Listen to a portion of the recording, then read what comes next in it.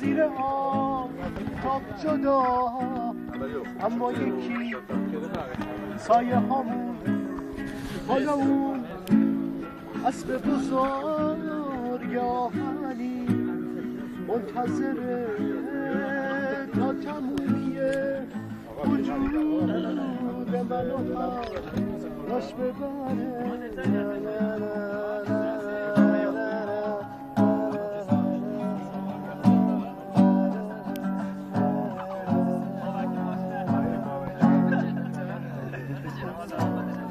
میبره هرچی رو که بود و نبود، منشم شناوره مسیر بود، بدرقه علامتن رفتنه واسه من تجربه گسستنه.